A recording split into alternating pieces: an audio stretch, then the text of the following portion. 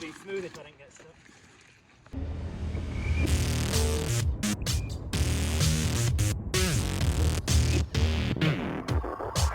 There's Peter, and there's all of the juicy cumulus clouds that are forming. Oosh kadoosh. We've got the famous Pete Hellywell. Gonna go on a cross-country flight out the back of Coronet Peak. Goal is... Pasta Marama. Pasta? Pasta Marama. The Wrinkly Ram? Yeah. Usually we set it at the Wrinkly Ram. Take a pose on, I've been told.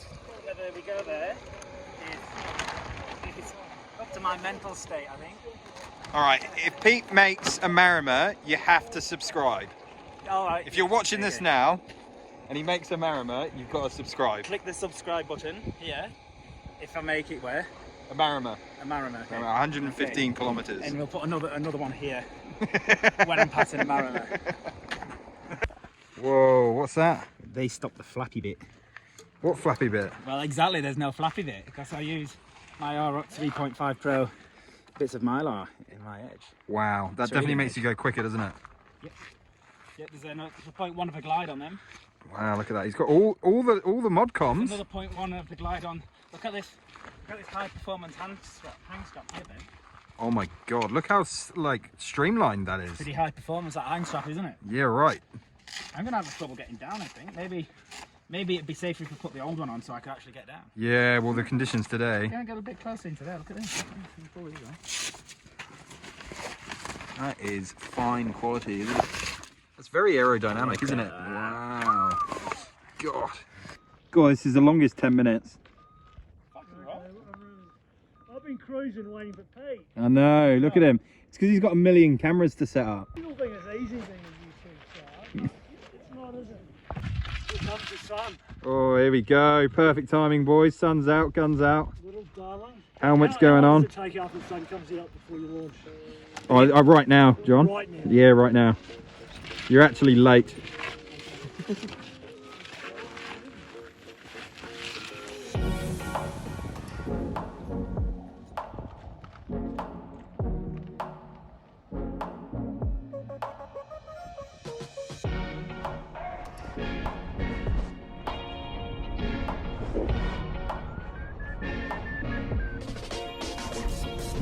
So just taking off at Coronet Peak now, just at the car park takeoff, and this could hopefully, everything on paper says it could be my personal record breaking flight.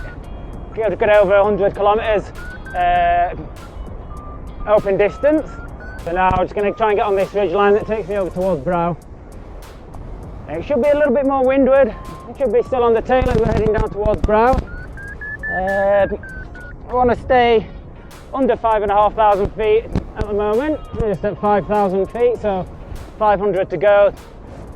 Get a bit higher and blast on down to Brow there. Hopefully that's where we'll connect with the clouds for the first time. So today's task was to fly over towards a Marama from Coronet Peak. That would have been an open distance record for me in New Zealand, just over 100 kilometres. But the biggest challenge for me today was to fly over the back of Coronet Peak. It's somewhere that I've been on my paraglider before, but always been a little bit scared to do with the hang glider, with limited landings and tough retrieves if you was to land halfway through. But given the conditions that we had today, there was no excuses. It was looking really good, and if I wasn't going to do it now, I don't know when I was going to do it. I just got knocked onto the south side of Brow, and it's very shady, so it's been very slow coming up through the last 300-400 feet. John's left me. He climbed straight up on Brow and went over to Soho. I'm only just at the same height as Brow. This is Brow Peak there. Just getting through 4,800, 4,900. Hopefully this little scraggly bit of climb with a thermal that started off as a 0 is going to take me to the clouds.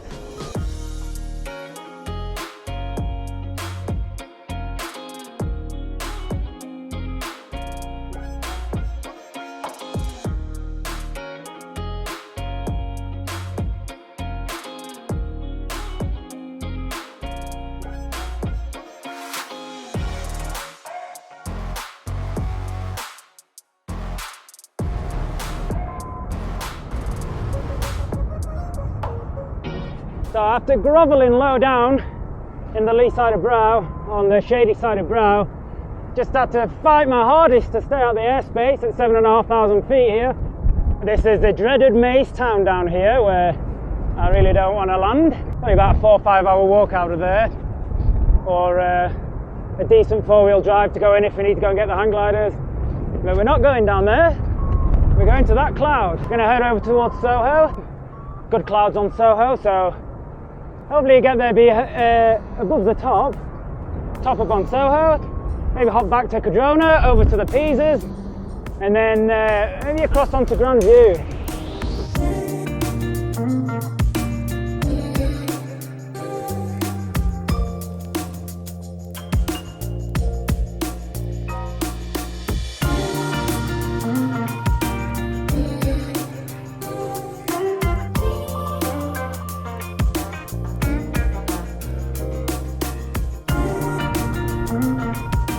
Kind of hoping I would have found the climb by now, because we're down at 6,800. This is Rosa's Saddle, the deepest part of the crossing. We didn't get the climb on Northern Soho, not yet anyway. A few scraggly clouds. We'll push on to Middle Peak here, Knuckle Peak. Quite like to get the climb on the way.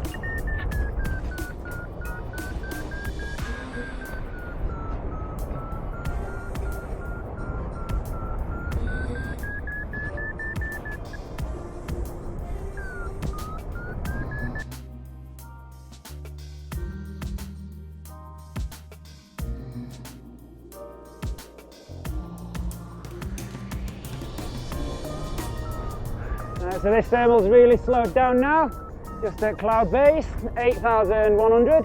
We're getting nice and smooth up here as it slowed down. Try and stay at the clouds this time. Head over this way.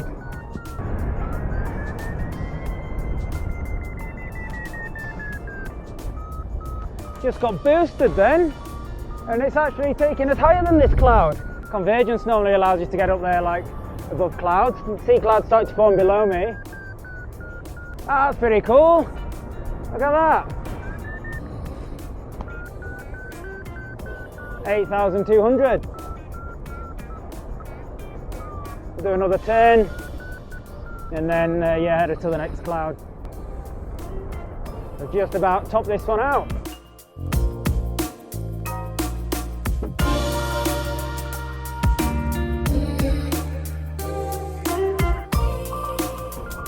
Alright, so that's the stressful bit. My mental hurdle jumped. We're now on the Wanaka. This is Wanaka down here. I'm going to get back to the cloud here and cross over to Grand View, which is, yep, that's Grand View over there. And then it's looking a bit blue. Just on from the Grand View is the Lindis, but it's looking pretty blue at the Lindis. We'll see what it looks like when I get there. If it's still looking blue when I'm there, then the Dunstans are looking pretty good, so I'll go cross over to the Dunstans, maybe even go further out towards Central Otago, out to the flats.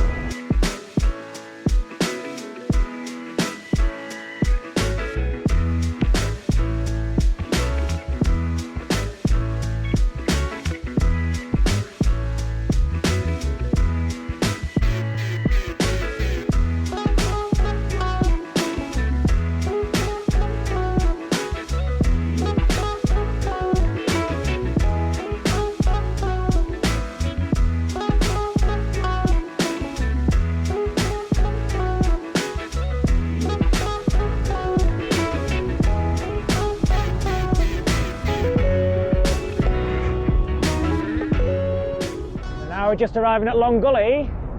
Let's try to get back to the clouds down at 4,000 feet. Be nice to be back at 8,000 feet. Let's just try and double our altitude, shall we? It's no hard northerly now, so I'm in the lee of this hill. Get out to the front, head out, see if these big paddocks working. Maybe something's triggering off. The warm air flows along the paddock. Hits the river and releases. We'll see if it comes from there. I'm already pretty stoked with flying over from Queenstown. I wanted to do that for years. Maybe if I unzip my harness, a thermal will fall out. We'll see. Got 30 kilometres of wind down on the ground though. Well, where I am, a couple hundred feet above the ground. See if this big dry paddock's going to release anything for me. A couple of seagulls I've just spotted. Yep, they're going round and round. A bit further upwind.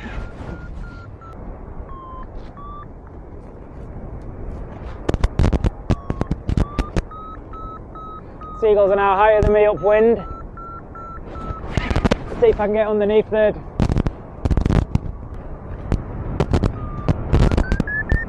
That's what they were climbing in. Yeah, that's what they were in. Come on, let's centre that.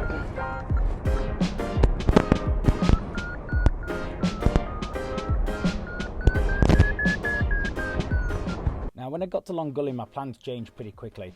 I was no longer going to go over towards the Marramare because the sky didn't look that good. Also, I was presented with quite a hard northerly here, which was a surprise because the rest of the day has been southwesterly. And that northerly at Long Gully just meant that the ridge wasn't working as I expected it to, and I ended up out in the middle of the valley, just turning in light lift but drifting downwind. It did extend the end of my flight by about 10 kilometres, which I was really happy with. Now unfortunately I didn't get the video of me landing because my SD card filled up. It was a good landing, but I'd never expect anyone in a million years to believe me without the video footage of it. But trust me, it was a good landing and I was super happy to have made it this far.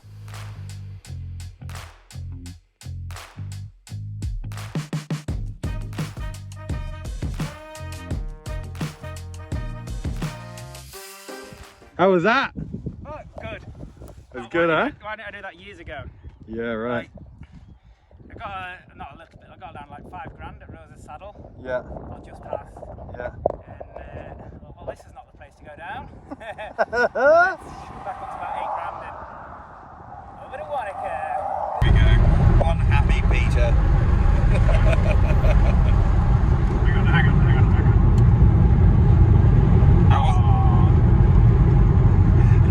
No Marramare, so they don't have to subscribe.